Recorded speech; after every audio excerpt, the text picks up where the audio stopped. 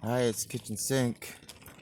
So, hiking the AT is about more than just the being outside in the outdoors,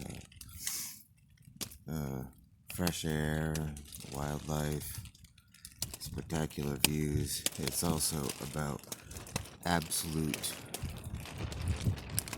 absolute misery. And I'm in one of those moments right now. I'm sure it could be a lot worse. It could certainly be a lot better. I'm cold and wet. I'm in my hammock. It has been pouring rain, thunderstorms for about 12 hours. The rain just let up a little bit so that I can record this video, but the chance of precipitation for the next hour is 55%, and then it jumps right up back to 96% in 2 hours. So I guess I get a little break. But yeah, I'm soaking wet and I'm wicked cold. The front half of me, or which would be in this situation the top half of me, is relatively warm. But my bottom half in this hammock is freezing cold, soaking wet. My sleeping bag, I don't know if you can tell, is pretty much soaking wet as well. Oops, that's not my sleeping bag, that's the ceiling. Yeah, my sleeping bag's soaking wet. You can kind of tell here that, see that moisture dripping on there? Yeah, so I'm soaking wet. But my top of my legs, my chest, most of my arms are all fairly dry and warm.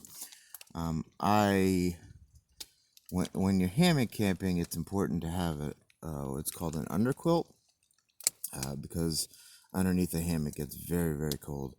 So an underquilt, sleeping in a sleeping bag in a hammock, your body weight compresses all of the fibers, feathers, if it's a down sleeping bag or whatever you have to keep you warm. It compresses it so it's not warm anymore.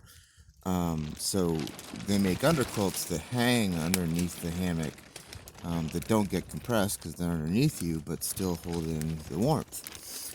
I don't have one of these. I did come with sort of a system that I thought was going to work, that I had kind of jerry-rigged together myself. Turns out it's not working. So yeah, my ass is cold. Anyway, yeah, I don't know if you can kind of see how damp it is out there. All my stuff is soaking wet. That's all my shit. It's wet. So, here's one of the downsides. I'm still positive. I'm still excited to be out here. I can't wait to dry off tomorrow, though. It could be a tricky night's sleep. We'll get something to eat shortly. Try to get my body's fuel going, warm me up a little bit, but it's probably going to be a rough night. It's not supposed to let up until about, as soon as the sun comes up, around 8 a.m. And then it's supposed to be a really beautiful day. I could hike to the next shelter, but I figured under these conditions they're probably going to be pretty packed, and it's probably my stuff is already soaked and it's going to be really heavy to carry all the way to the next shelter. So I decided my best option was just to hole up here and do what I can to keep warm as best I can.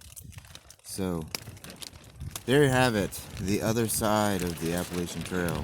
Thank God it's Georgia and late or early spring, but it's about 60 degrees, 55, 60 degrees. It still feels cold on my ass. Pardon my language. But yeah, might be a little colder here in the mountain. I'm probably about 3,500 feet up. I'm not on a mountain top, but I'm on the way up. Anyway, I guess that's it. Thanks for watching, and Yeah. Stay warm.